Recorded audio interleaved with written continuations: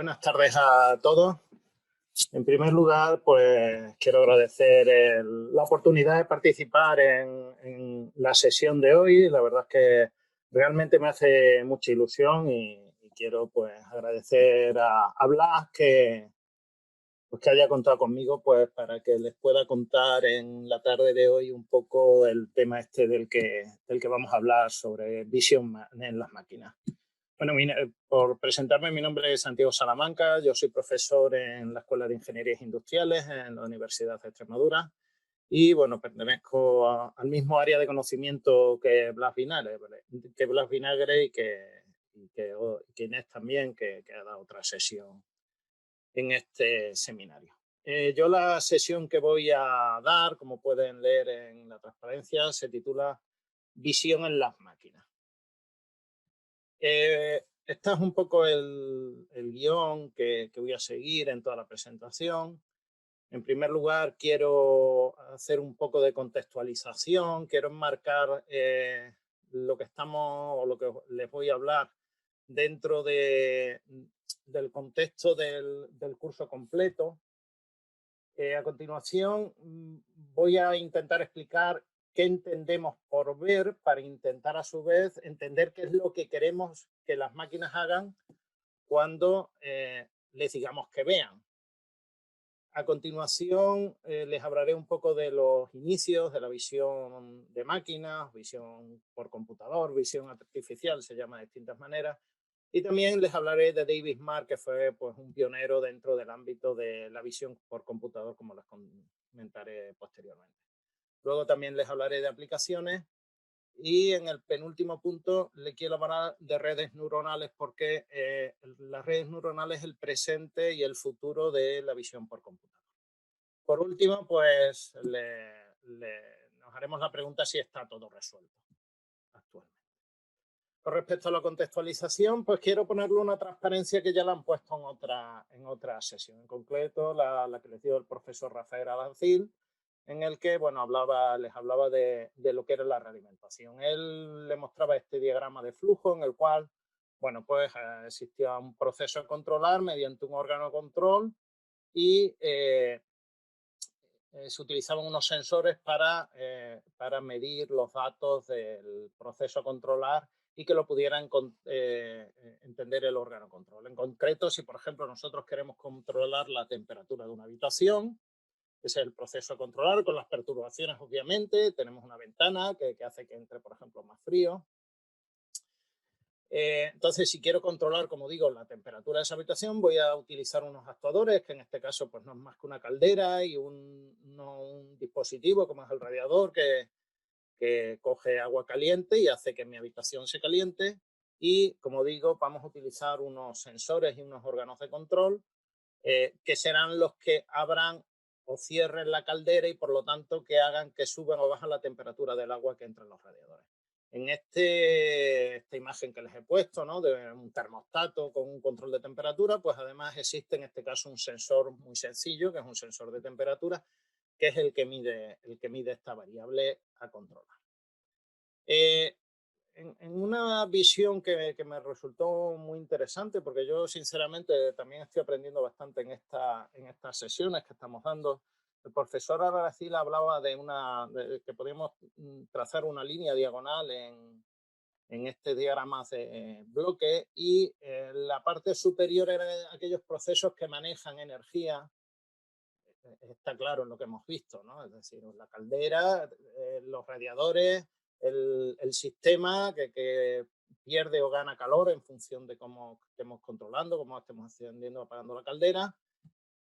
Y la parte inferior lo que hace es manejar información. Es decir, lo que hacemos es ver cuál es el estado de mi proceso, informarlo al órgano de control y el órgano de control decide. Y esos elementos manejan información. Por tanto, podemos entender al sensor como un elemento que está haciendo una conversión de energía a información. Es decir, el convertidor que hace esa transformación para que los órganos de control sepan qué es lo que hay que hacer es el sensor.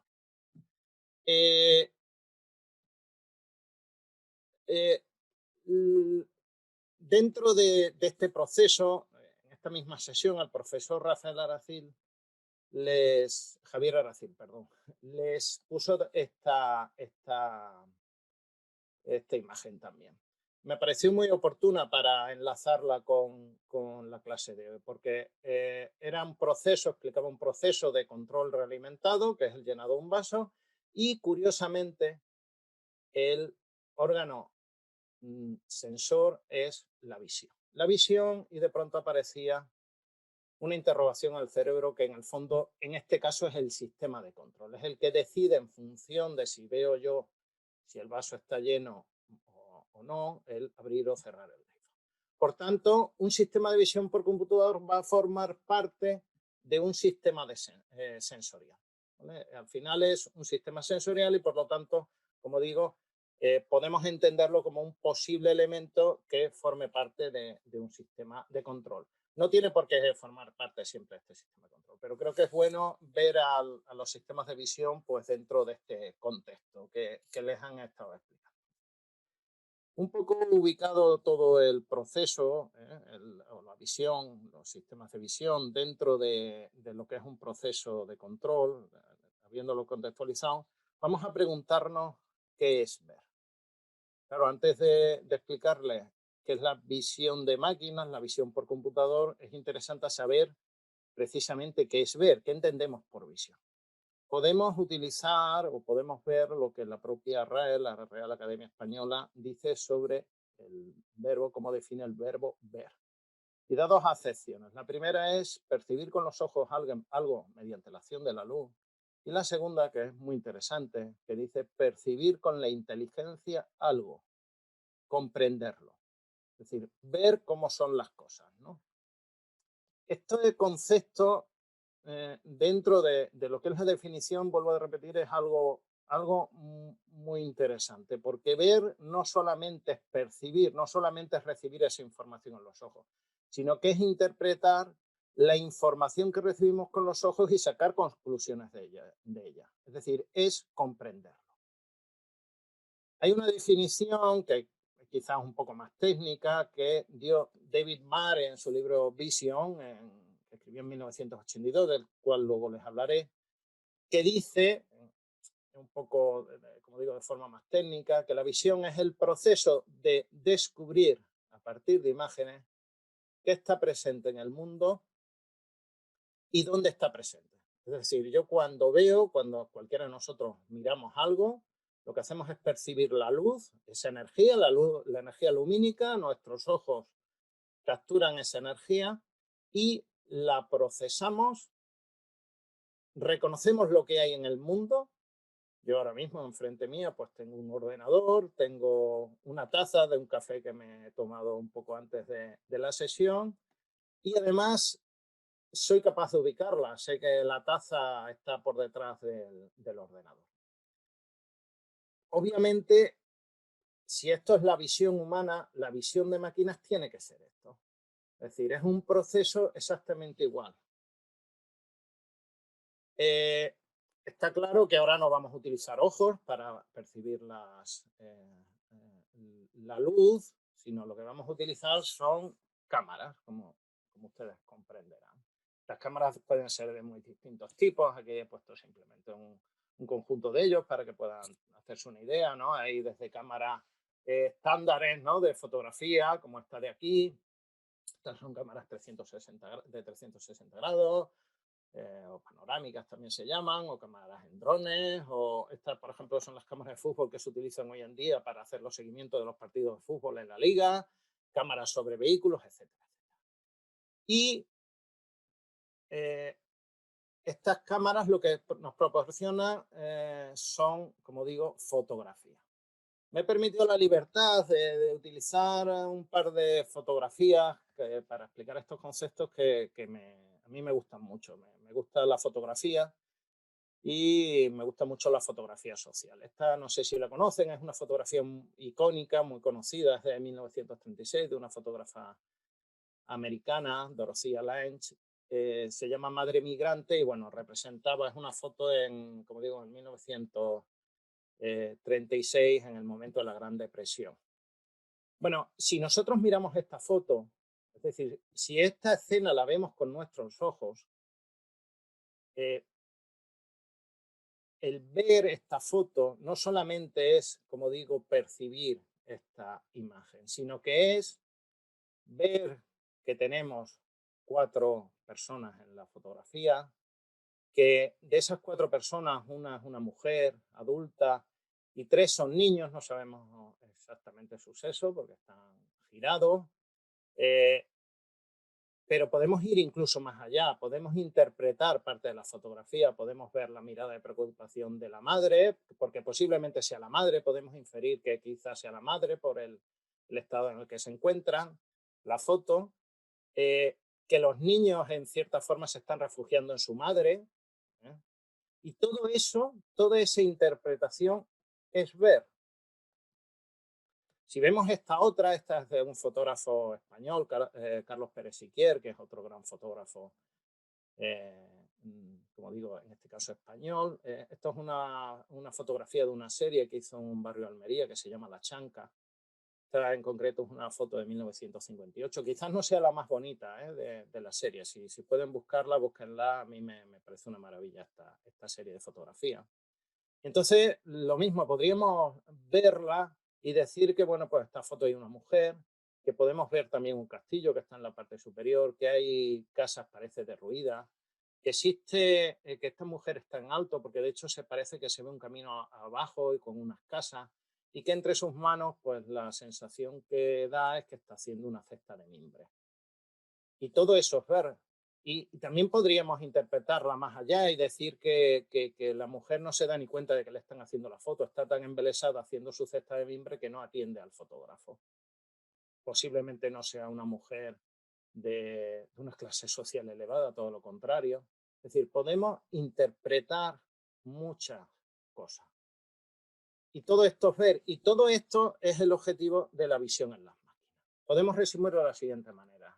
Como digo, si tenemos una cámara y obtenemos una fotografía, la visión sería en las máquinas, la visión por computador, consistiría en el procesamiento de imágenes mediante los ordenadores para descubrir qué está presente en el mundo y dónde lo está. Eh, la verdad es que no es una tarea fácil.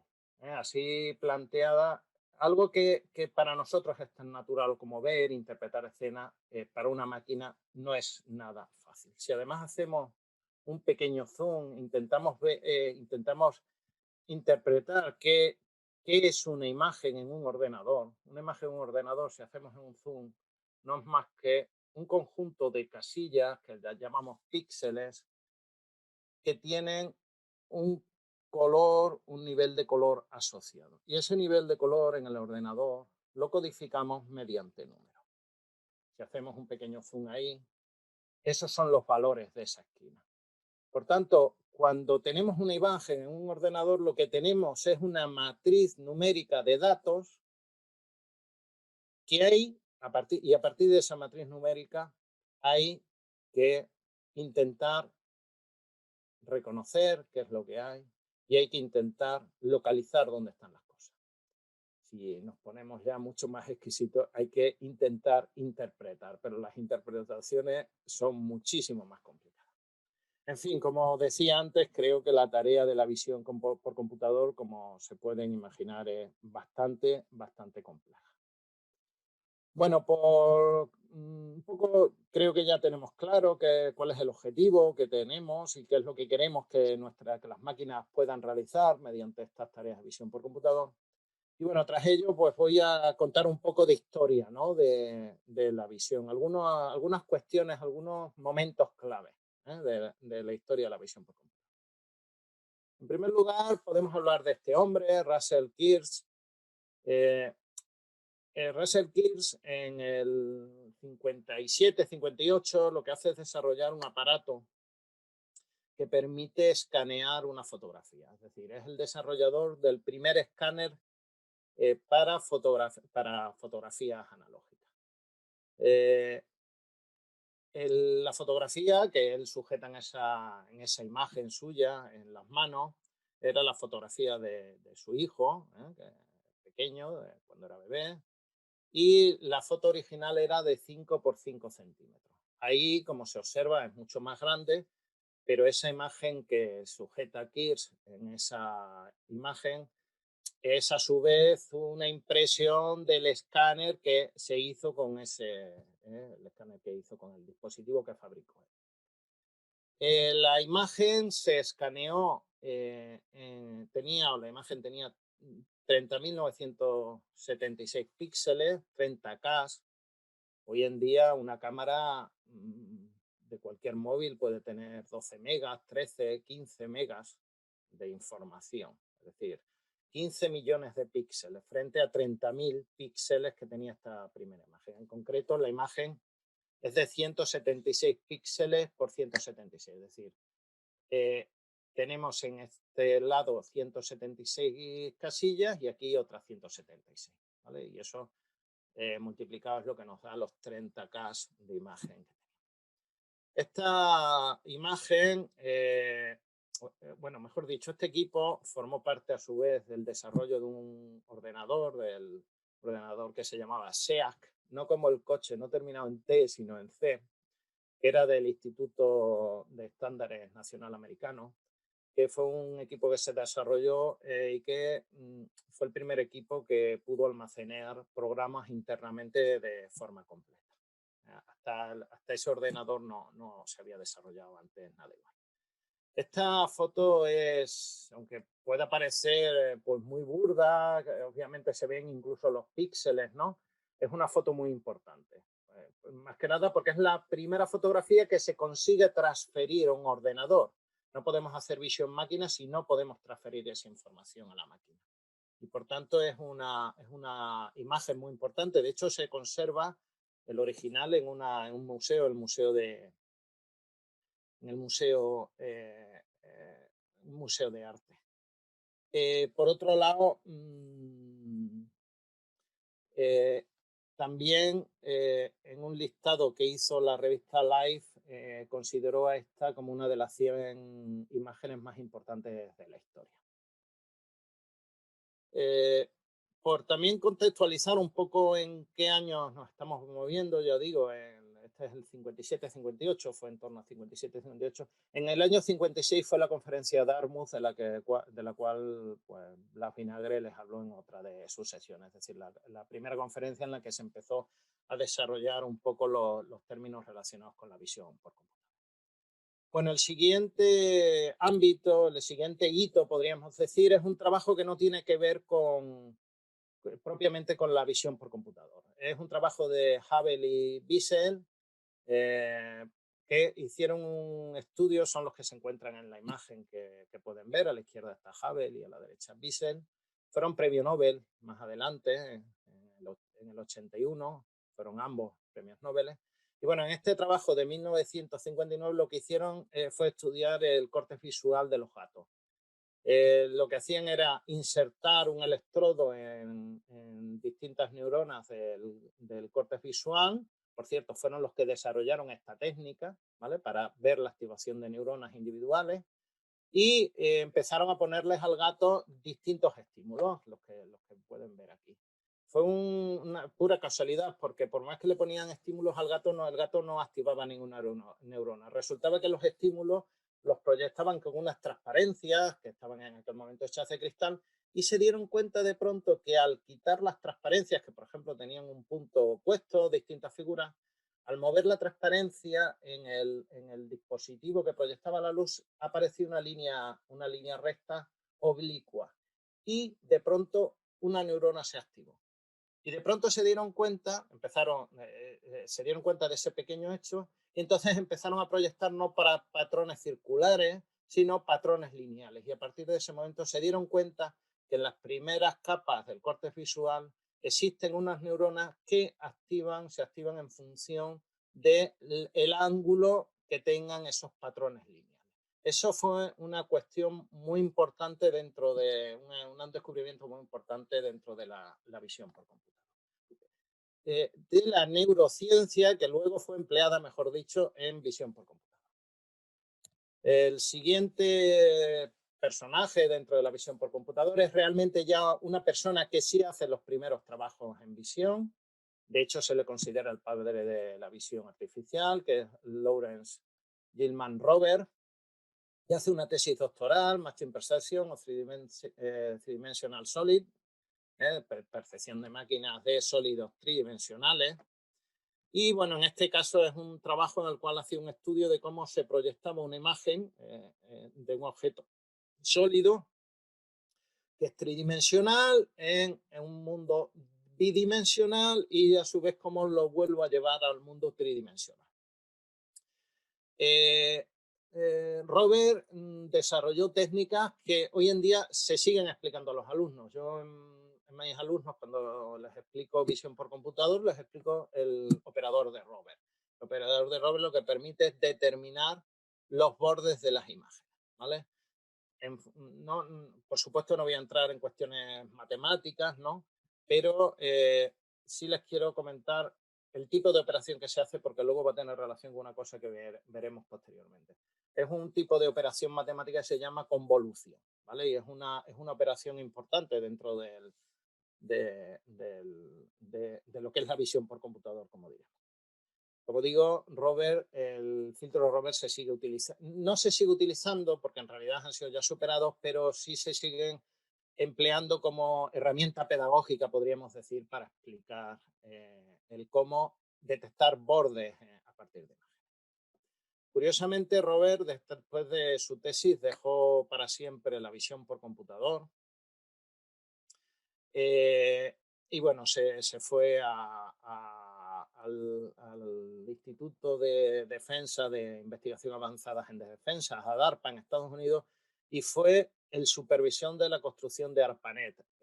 Robert ha sido tan genial que no solamente es el padre de la visión por computador, sino también uno de los padres de Internet, porque ARPANET fue la red inicial a partir de la cual se desarrolla Internet. La siguiente hito que les quiero comentar es este de aquí, de Summer Vision Project. Blas Vinagre les habló de la conferencia Dartmouth, en la cual se reunieron un conjunto de personas a hablar sobre en concreto la visión artificial y cómo las máquinas podrían resolver problemas haciendo un razonamiento similar a lo que era la inteligencia humana. Bueno, pues de forma similar, en 1966, y de hecho por investigadores por grupos de investigación de investigadores que participaron en Dartmouth, en concreto por Minsky, que estaba en el MIT, se decide hacer también un campo de trabajo, un congreso, un pequeño congreso de verano de 3 meses de duración, en el cual Simon Paper, que es el personaje que ven ustedes a su izquierda, era el profesor que dirigiría al equipo de trabajo y junto con 10 estudiantes intentarían resolver varios problemas de visión, ¿vale? El estudiante un poco que lideraba de entre los 10 estudiantes, había uno que lideraba el trabajo, que es el que tienen ustedes a su derecha, Gerald Sussman.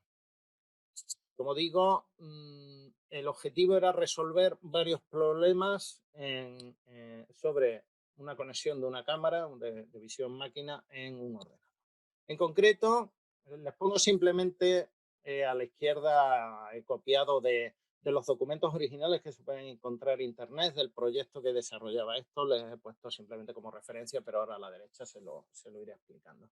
Lo que se intentaba era, en primer lugar, lo que se pretendía era hacer un análisis de una imagen e intentar poder distinguir o separar en estas imágenes las distintas regiones. Es decir, yo tengo una imagen y lo que se intentaba era, vamos a separar lo que creamos que pueden ser objetos, lo que puedan ser probables áreas de fondo, que no sean objetos de interés, y luego caos en mi imagen, es decir, cosas que no sabemos si son áreas de fondo y objetos. Otros de los objetivos que tenían para resolver en esos 3 meses era la descripción de esas regiones. Es decir, vale, hemos separado, pero tendremos que intentar describirla de alguna manera para que la máquina luego pueda reconocer las cosas. Entonces, bueno, para eso era necesario hacer análisis de formas, también se proponía la posibilidad de hacer análisis de propiedades de superficie y obviamente, bueno, esto era como está escrito en la transparencia, es un objetivo inseparable del anterior, es decir, podíamos hacer la separación de regiones también en base a estos análisis de objetos, de formas, de superficies, etc. Por último, el último objetivo final, ya para terminar el verano, pues va a ser la identificación del objeto, que consistía en la denominación de un objeto entre un conjunto de objetos conocidos. ¿De acuerdo? Y esto era lo que tenían previsto. Esencialmente, si tenemos una imagen de este tipo, por ejemplo, pues el primer objetivo era, en base a análisis de forma, análisis de superficie, el poder separar regiones. Aquí en este ejemplo que les he puesto no he separado el fondo, pero se supone que el resto es el fondo. Y una vez que tenemos separado esto, poder identificar perro y persona. Bueno, podrían preguntarse qué consiguieron en este verano. Y la respuesta supongo que se lo imaginarán. No consiguieron nada. No se consiguió nada. De hecho, curiosamente, ni Papert ni Sussman, que fueron los dos líderes, podríamos decir, de este proyecto de verano, siguieron trabajando nunca más en visión por computador. Lo dejaron. Parecía como si la visión por computador fuera dejando los enemigos en el camino, ¿no? Porque ya llevamos a Robert, a Sussman y a Papert, que ninguno de ellos, después de un enfrentamiento con intentar resolver estos problemas, continuaron.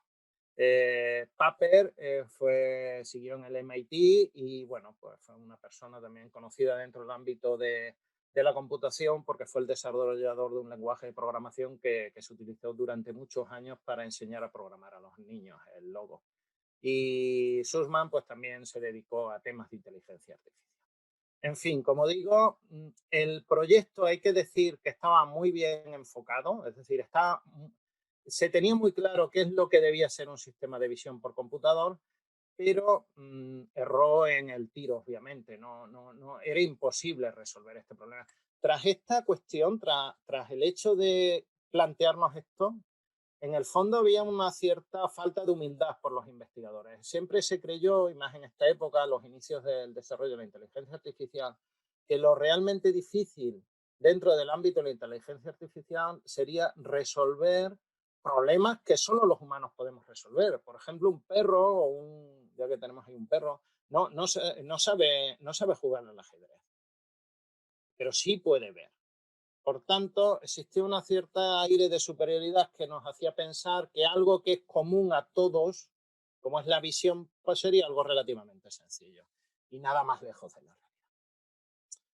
Bueno, y tras estos elementos y este chasco, ¿no?, que tuvimos en los años 60 con este curso de verano que intentaba resolver estos problemas, pasamos a David Marr.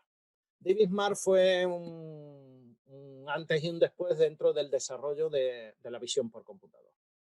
Sus aportaciones fueron de una enorme relevancia. David Marr no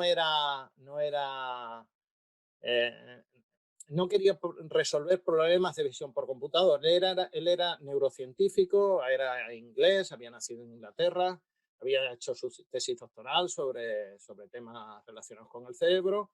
Y bueno, la cuestión es que llega al MIT en 1974. Entonces, lo que él intenta es desarrollar un marco de trabajo que explique el sistema visual humano y él lo que hace es entender este sistema visual humano como un sistema de procesamiento de información. Y para ello, lo que hizo es seguir una aproximación computacional. Él lo que pensó, bueno, si los computadores lo que hacen es procesar información, vamos a tomar como modelo para explicar el sistema humano esta aproximación computacional. Porque al fin y al cabo el sistema de visión no es más que un sistema que transfiere información, que mueve información, no es otra cosa. Bueno, esto fue el primero que desarrolla esta corriente dentro de la neurociencia, incluso de la psicología, ¿vale? Que es la aproximación computacional a la explicación del cerebro. Y otros autores conocidos como Steven Pinker, por ejemplo, que es un autor también que tiene bastantes libros explicando cómo funciona el cerebro y también, bueno, tiene un libro en concreto que se llama Cómo funciona el cerebro que utiliza esta aproximación. Bueno, para hacer este estudio, lo que él hizo fue proponer 3 niveles para intentar entender cualquier máquina, como dice, como les pongo aquí, cualquier máquina o sistema que procese información. Y propone, como digo, 3 niveles. El primer nivel es una teoría, la teoría computacional, le llama. Entonces, lo que dice es que antes de nada, para entender cualquier proceso que cualquier máquina o sistema procesa información, y en especial el sistema visual, pues lo primero es entender cuál es el objetivo del sistema y qué resuelve, por qué lo resuelve y cuál es la lógica que permite resolver el problema. Y ese es el primer objetivo que tenemos dentro de cualquier sistema que procese información. Hay que entender esto. El segundo nivel es la representación del algoritmo. En este nivel lo que hay que elegir es una representación para la información de la entrada y salida y el algoritmo que hay que usar para transformar la entrada en la salida. Y el último nivel es lo que él denomina implementación hardware. Cómo puede la representación y el algoritmo ser realizado físicamente. En este caso, en nuestro cerebro será con neuronas. Si es con, fíjense que esta aproximación es fantástica, aunque para la visión por computador, porque aunque él intenta explicar el sistema visual humano, al ser una representación de tipo top-down, es decir, de arriba hacia abajo, nos permite en el último nivel implementarlo con computadoras. Esto es uno de los grandes elementos que marcan la diferencia con otras aproximaciones previas de estudio del sistema visual. Bueno, con respecto al sistema de visión, les vuelvo a copiar la definición que él daba y de forma más concreta, pues él dice que el proceso fundamental del sistema de visión es el de crear a partir de imágenes una representación tridimensional del entorno en la que podamos interactuar. Para resolver este problema, él habla de estos niveles. No quiero entrar muy en detalle en ello, pero bueno, en esencia partimos de una imagen 2D, es decir, de una imagen capturada con una cámara. Lo primero que tenemos que hacer es el boceto primario, que llamaba él, primal sketch, que él denominaba, que consistía en la determinación de características locales de la imagen, fundamentalmente bordes de la imagen. A partir de esos bordes que podíamos detectar en las imágenes, pasamos a un boceto 2,5D, en el cual lo que hacíamos era representar una información que es ya más cercana a la tridimensional, pero todavía no es la tridimensional, por ejemplo, una información sobre discontinuidades, normales de la superficie, etcétera, etcétera. Y por último, llegábamos al modelo de representación tridimensional. En esta otra imagen se representa estos 3 pasos. Esto es la imagen de entrada, el boceto primario, que es una representación mediante de bordes, de los bordes de esa imagen, la representación 2,5D y por último la representación tridimensional. Cuando él hablaba de representación tridimensional, iba un poco más allá de una representación, podemos decir, simplemente geométrica. Él hablaba, por ejemplo, de una representación de este tipo. Es decir, que en esa representación tenía que haber algún tipo de denominación de cada una de las partes, por ejemplo, del cuerpo humano y las relaciones existentes entre unas y otras. ¿Vale? Es decir, el brazo, el antebrazo, la mano y cómo se interrelacionaban entre ellos. No sé si se han dado cuenta, pero el boceto primario representa precisamente lo que Hubble y Wiesel descubrieron en el córtex primario del gato. Es decir, este primary sketch o boceto primario lo que hace es representar esas primeras neuronas que son capaces de activarse solamente en función del tipo de borde que en la imagen se detecta. Por tanto, David Marr utiliza y tiene en cuenta esta representación, perdón, este descubrimiento de estos neurocientíficos de 1950. Como veremos, no es la única persona que utiliza estas ideas. Desgraciadamente, Marr murió muy joven, murió en 1980 a la edad de 35 años. Trabajó en este tema solamente 6 años y el trabajo que él hizo es enciclopédico. Fue un cambio radical fue un antes y un después en lo que era el trabajo, el entendimiento de lo que era la visión por computador. Aunque ya digo, vuelvo a repetir que él no trabaja en visión por computador, sino en neurociencia, al hacer una aproximación computacional al problema, dio enormidad de ideas y resolvió una enormidad de problemas dentro de la visión por computador. Y solamente en 6 años. Fue un trabajo impresionante.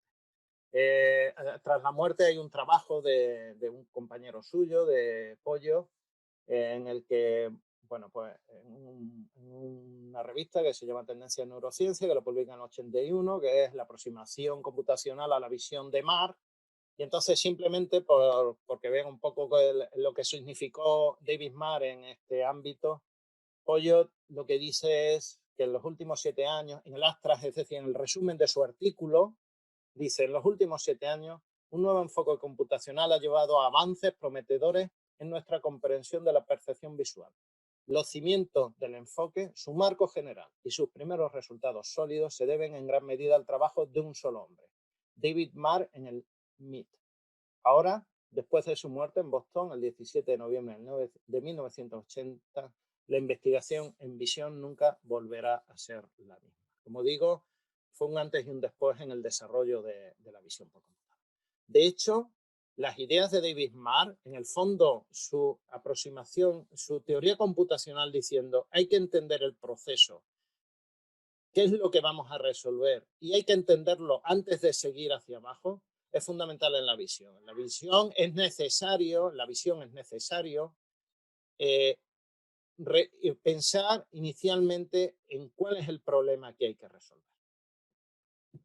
De hecho, también la idea de resolver los problemas de visión como un conjunto de etapas entre ellas haciendo una transferencia de información se sigue utilizando y, por ejemplo, este es el esquema que yo le pongo a mis estudiantes cuando le digo qué es lo que tiene que hacer un sistema de visión por computador. Y sigue las ideas que David Marr propuso, como digo, en los años 70, hasta finales de los 70. No voy a entrar, obviamente, en describirle cuáles son estas etapas porque creo que no tiene mucho sentido en un curso como este. Entonces, creo que lo más interesante ahora es ver, como les digo, teniendo en cuenta que se sigue trabajando en el mismo sentido que Marr lo hizo, obviamente desarrollando nuevos algoritmos, desarrollando nuevas implementaciones, pero conceptualmente siguiendo esas mismas ideas, se han resuelto muchísimos problemas. Entonces les voy a mostrar algunos para que vean un poquito algunas de las cuestiones que se hacen hoy en día, que están resueltas o que se han resuelto hace tiempo. Bueno, una de las aplicaciones clásicas de visión es el reconocimiento óptico de caracteres. Pues podemos tener un libro, por ejemplo, y hacemos una imagen del libro, capturamos una imagen y a partir de esa imagen, aquí a la izquierda, pues es un texto, es el texto de lo que hemos capturado. A partir de este texto todo ya podríamos editarlo, podríamos hacer lo que quisiéramos. Es una aplicación clásica. Otra aplicación clásica que ya la tenemos en todos sitios, el reconocimiento de matrículas. En Badajoz en concreto, seguro que conocen el Parque de San Atón o el de Memoria de Menacho, y en ambos tienen sistema de reconocimiento de matrícula. Ya no es necesario sacar el ticket. Directamente hay una máquina que nos lee nuestra matrícula y luego cuando llegamos para pagar le tenemos que decir nuestra matrícula y automáticamente nos dice ha sido tanto. ¿Vale? También se utiliza no para estos fines, sino para otros. Esta es una imagen que he cogido de Google Maps. Me acordé de ella porque el otro día creo que, no sé si me llegará en algún momento una multa a mi casa. Esto es, iba a Llerena y entonces la carretera pasado Zafra, la Nacional 432, justo he pasado el cruce de Zafra, pues hay un radar, que es lo que ustedes pueden ver aquí, que no es más que una cámara, es una cámara que les detecta la matrícula de su coche. Y hasta el cruce de Usagre, si conocen esa carretera, no hay otra cámara que les vuelva a detectar esa matrícula de nuevo. Y lo que hace es dividir el tiempo desde que se ha detectado por primera vez y se ha detectado por segunda vez. Como se sabe la distancia entre las dos cámaras, si ustedes han pasado los 90 kilómetros por hora de media, les caerá multa. Yo no me acordé de la cámara cuando fui de Llerena y creo que me pasé. No me ha llegado todavía multa, esperemos que no me llegue. Tampoco me pasé mucho, no soy de correr mucho. Y se está utilizando para esto también. Bueno, aquí tienen un vídeo, esto es otro ámbito, quizás sea el ámbito en el que más se ha desarrollado, lo que podríamos llamar genéricamente visión industrial. Les voy a pasar el vídeo porque es largo y simplemente quiero que vean aquí algunas aplicaciones. Esto es un sistema de control de calidad de tornillos, tuercas, etcétera. Entonces, ahora empieza, aquí pueden ver tuercas, tornillos, etcétera, y estos son los sistemas de visión. Esto es la cámara y un flash, y esto es lo que el sistema detecta. Esto no sé si lo ven, aquí están haciendo la fotografía, luego se ve un poquito mejor, va demasiado rápido esto. ¿Eh? Y luego no sé si se dan cuenta, pero esto es un eyector, este de aquí. Este elemento aquí son eyectores. Entonces, si hay algún elemento. A ver, voy a parárselo un segundo. A ver si soy. A ver. Aquí. Este elemento de aquí es un eyector. Lo que hace es inyectar aire. Entonces, tras la detección con las cámaras, estas son sistemas de iluminación con cámaras, lo que hacen es detectar aquellas piezas que están mal o están bien. Entonces, si está bien, las introduce por un hueco y si está mal, la introduce por otro. La sopla, es un soplador y las va introduciendo. Ahí se ve el sistema de captura de imagen. Como ahí se ve mucho mejor, ¿no? ¿Ves cómo el eyector va expulsando? Y hay otras, las que van al fondo, es que son erróneas. Ahí también se pueden ver los tornillos, como van saltando los que se encuentran bien.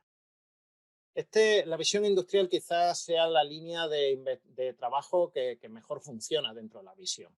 Entre otras cosas porque la iluminación es muy controlada. Este es un sistema muy curioso, es para separación de uva buena de uva en mal estado. Bueno, voy a pasarlo un poco rápido porque si no, no va a dar tiempo. Estos son uvas que entran en un sistema de una tolva, se despalillan, se separan y luego empiezan a entrar en una cinta transportadora que va a mucha velocidad. Bueno, a partir de aquí empieza el proceso de detección de bayas que se encuentran en mal estado. Aquí, como digo, empieza a caer la uva en buen y mal estado. Ahí, bueno, se ve en cámara lenta, a ver si paso un poco. Y aquí es el sistema, aquí es donde están las cámaras instaladas. No se ven en esta imagen de las cámaras, pero ahí vienen cámaras con color y detección infrarroja. Y pueden fijarse, aquí lo que hay son unos eyectores de agua que si se dan cuenta, en el propio vuelo, a las uvas que se encuentran en mal estado se les echa un chorro de agua y se les expulsa. Y la uva que está en buen estado continúa su camino. No sé si, por ejemplo, esa de ahí se ha visto muy bien cómo golpeaba el agua a la uva. Y también despalilla, es capaz de despalillar. Por un lado sale la uva en mal estado, obviamente falla y también hay uva en buen estado. Y luego en otra cuba pues salen uvas en buen estado. También algunas en mal estado, es decir, no es capaz de hacer una separación al 100%. Sin duda es un sistema muy, muy curioso. Bueno, otro ámbito muy importante es el de las aplicaciones médicas. Bueno, en este caso son sistemas para análisis de imágenes médicas tridimensionales, TAC, etcétera, que nos permiten hacer segmentación tridimensional de distintos órganos, pues para hacer radiología cuantitativa, hacer análisis, previsiones de radiación oncológica, etcétera. incluso aplicaciones un poco más curiosas. Esta la vi el otro día, me pareció muy curiosa. Un sistema de visión que se comercializa y está aprobado por la FDA americana, en el cual lo que mediante un sistema de visión por computador se pone un trapo. Estos suelen ser para operaciones obstétricas. La mujer en los partos sangran, se ponen esponjas y lo que hace el sistema es capturar, detectar las manchas y hacer una estimación de la sangre perdida por la mujer.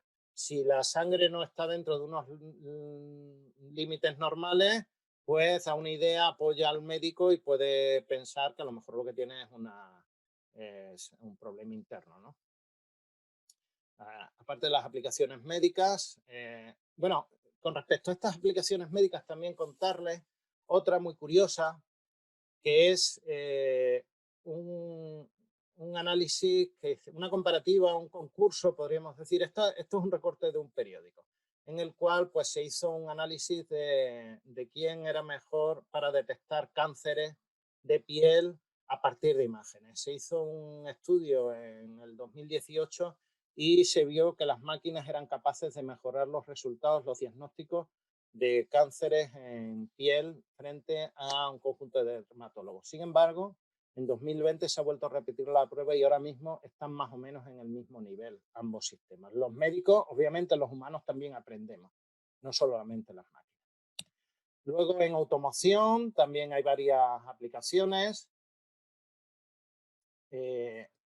Supongo que estos ya se encuentran en casi todos los coches. En casi cualquier coche podemos encontrar aplicaciones, a ver si es que les pongo alguna, por ejemplo, de detección de peatones que se cruzan. Bueno, esto no sería una cámara, es un sistema, un radar, pero también se utiliza una cámara y puede, por ejemplo, detectar dónde se encuentra un coche enfrente y adaptar la velocidad de mi coche al coche que tengo enfrente para no chocarme con él.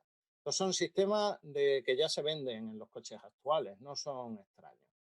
Por ejemplo, un sistema que alerta de si nos pasamos de línea sin darnos cuenta, es decir, de carril, hace una detección de los bordes y es capaz de detectar que nos estamos cruzando y nos avisa con un sistema sonoro. Incluso ya hay sistemas, coches que te automáticamente corrigen ellos la dirección.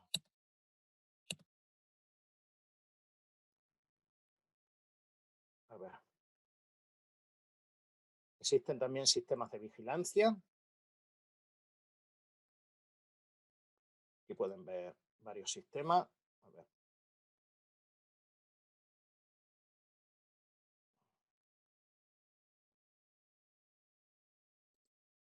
A ver. Aquí en una cámara en una calle nos puede detectar todas las personas, cuáles son las trayectorias que realizan cada una de ellas, y puede incluso detectar posibilidades si se dan cuenta que arriba aparece una señal en rojo que dice persona peleando, ¿de acuerdo? Es decir, que no solamente es para vigilancia, pero además vigilancia haciendo detección de algunas acciones que pueden ser punibles, ¿no? Podríamos decir. Fotogrametría, esto es un trabajo que hemos hecho nosotros en concreto. Nuestro grupo de investigación trabaja en temas de visión tridimensional, no entra mucho en esa cuestión.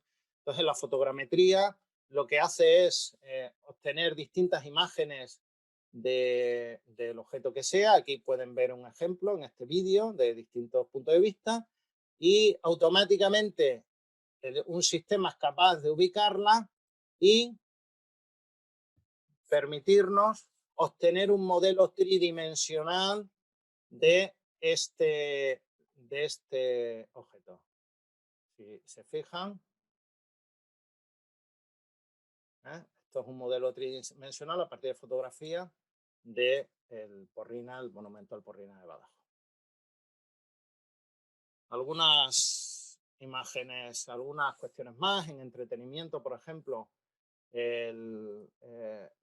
para animar las películas, este es El Señor de los Anillos, ¿no? Para animar los distintos monstruos que aparecen, este es el Gollum, ¿no? Pues se le ponen a los actores cámaras que le permiten visualizar la cara para ver los gestos y esos gestos se añaden a los distintos modelos que se hayan creado de forma artificial. Ahí se puede ver un poco, ¿no ves? Como a la derecha se ve el Gollum, cómo se adapta la cara de algo artificial al movimiento real del actor.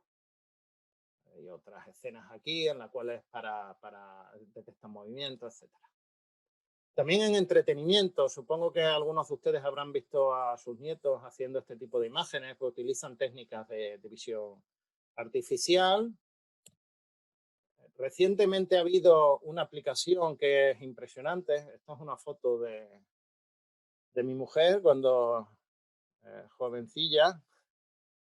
Y recientemente se ha hecho una aplicación que simplemente a partir de una fotografía es capaz de generar un vídeo en la cual la persona de esa fotografía pues mira a la cámara, sonríe, etc.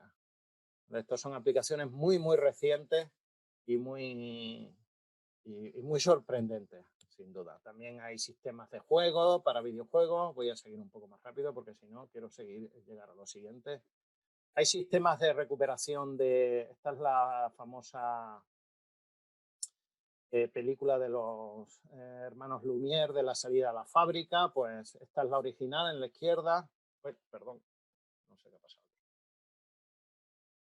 Y aquí tienen una reconstrucción, los sistemas ya permiten estas mismas películas colorearlos y darle muchísima más resolución. Nos permiten ver las películas casi como si fueran actuales.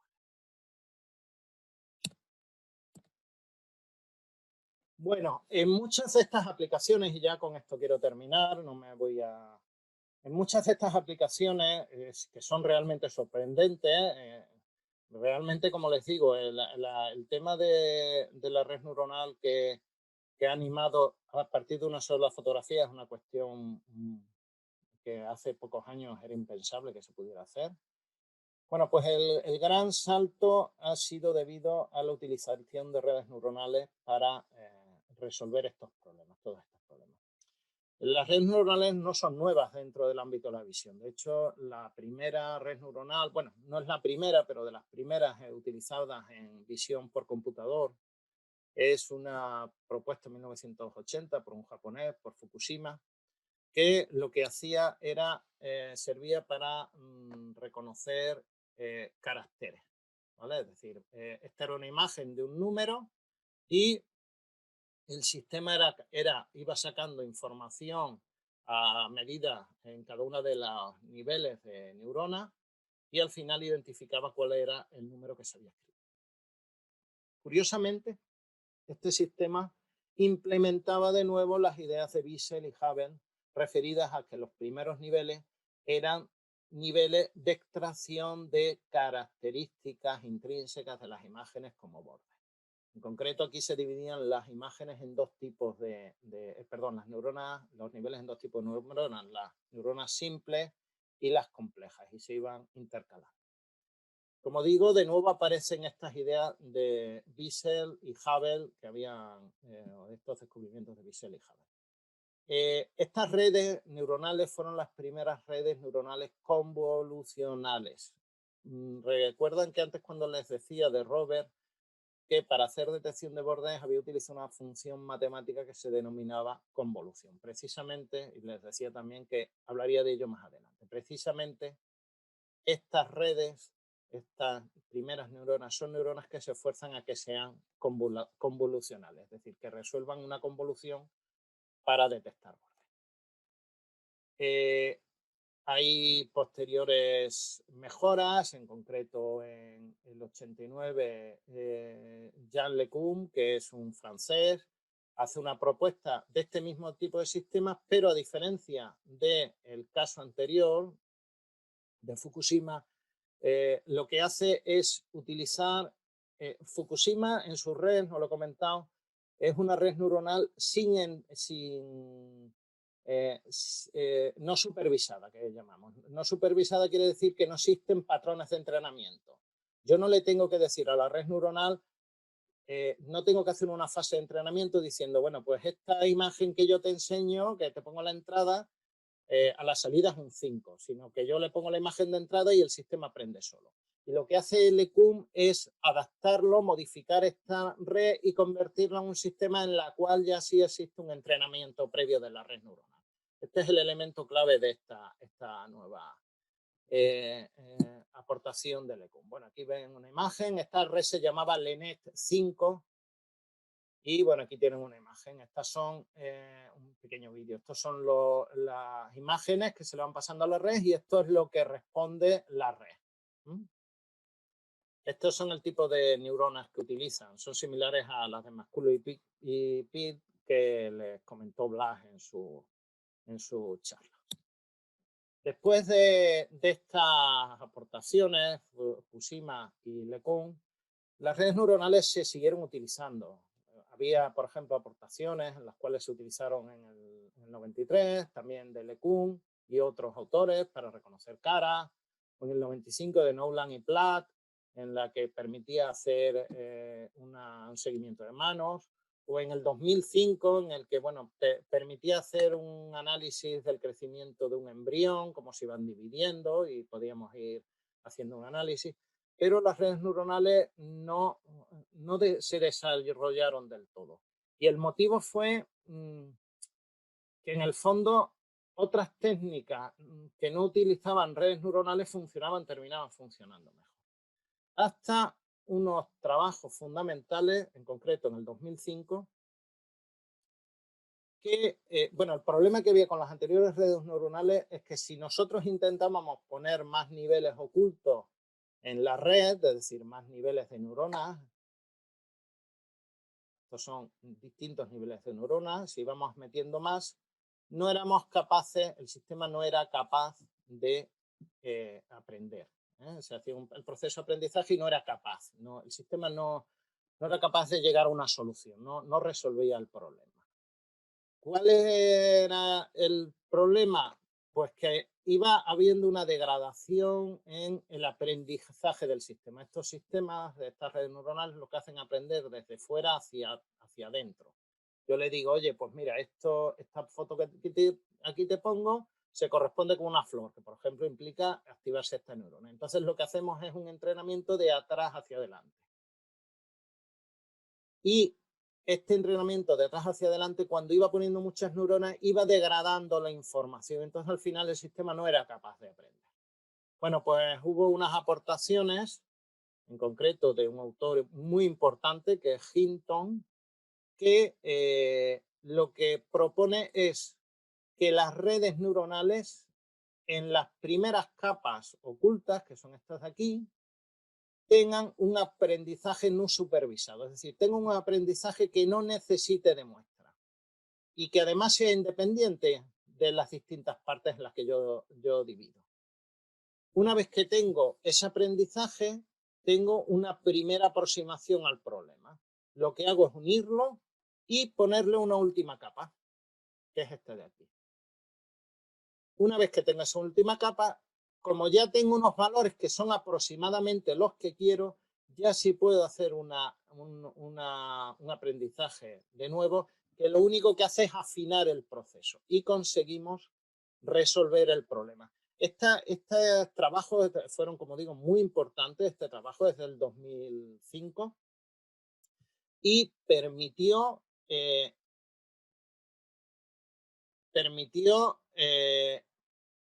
que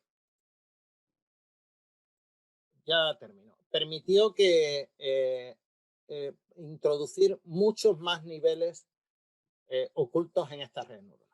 Bueno, hubo otros dos problemas, pero no voy a, que también hubo que resolver, pero bueno, no voy a entrar en ellos porque creo que ya vamos con prisa. Entonces, como digo, lo que sí fue muy importante es las aplicaciones de Hinton. De hecho, fíjense que en el XL semanal, en el 2017 o por ahí, hubo un artículo, una entrevista a Hinton en el que hablaban sobre sobre sobre los descubrimientos que había hecho. Si quieren, lo pueden buscar en internet y leer la entrevista, que es muy interesante. Bueno,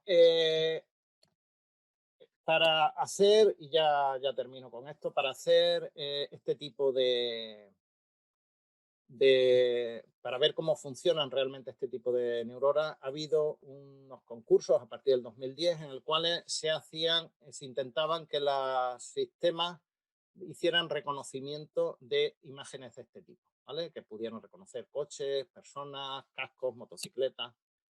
Y fíjense que en el 2010 estos eran sistemas neuronales, pero que no eran profundos, y a partir del 2012 se presenta el SNES, una capa ya profunda de 8 capas, de 8 niveles ocultos, y a partir de ahí va creciendo exponencialmente la tasa de acierto. Solamente en el 2017 se llegó a una tasa de error del 2,25.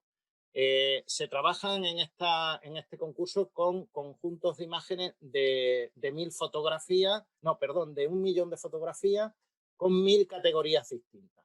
El error humano está aquí, es decir, estas redes neuronales son capaces ya de mejorar a los sistemas de reconocimiento humano. ¿Está todo resuelto? Pues no está todo resuelto, ¿vale? Ya sí termino, que me estoy alargando más de lo que debería.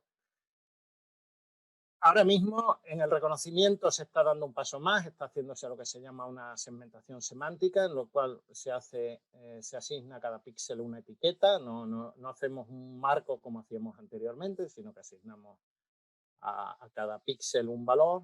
Luego existe un problema que se denomina olvido catastrófico, que aún no está resuelto, y es que si yo tengo una red neuronal, imagínese, para reconocer perros y gatos, y ahora quiero coger y esa misma red neuronal añadirle un barco que me reconozca barcos, el sistema, si yo empiezo a ponerle barcos, se olvida de todo, de ahí el nombre olvido catastrófico. Tiene el sistema que volver a aprender otra vez y con ejemplos pues que sean gatos, perros y barcos.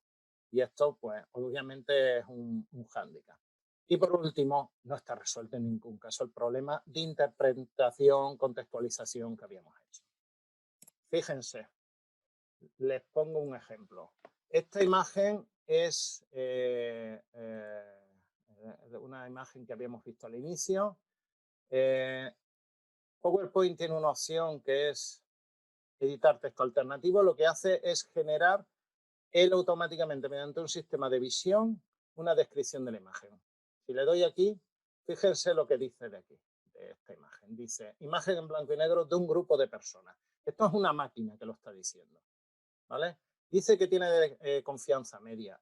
Yo creo que está bastante bien. Esto hace poco no se podía hacer. Si hacemos esto mismo con esta imagen, dice imagen en blanco y negro de un hombre con un perro en un campo. Estas son cuestiones que hace pocos años les puedo asegurar que eran casi inimaginables en visión por computador y que han resuelto las redes neuronales profundas. Para mí es perfectamente reconocible por un reconocimiento de una persona. Pero si nos vamos a esta otra imagen, nos dice que es una imagen en blanco y negro de un tanque de guerra. Obviamente, los problemas no están resueltos. Y además, en ninguno de estos reconocimientos que acabamos de hacer ahora mismo online, si se dan cuenta, se ha hecho ninguna interpretación de las imágenes que nosotros podríamos haber hecho sin ningún problema. Bueno, pues ya así termino. Perdonen el retraso, me he retrasado un poco más de la cuenta. Muchas gracias por su atención y cualquier pregunta, pues estoy encantado de respondérsela.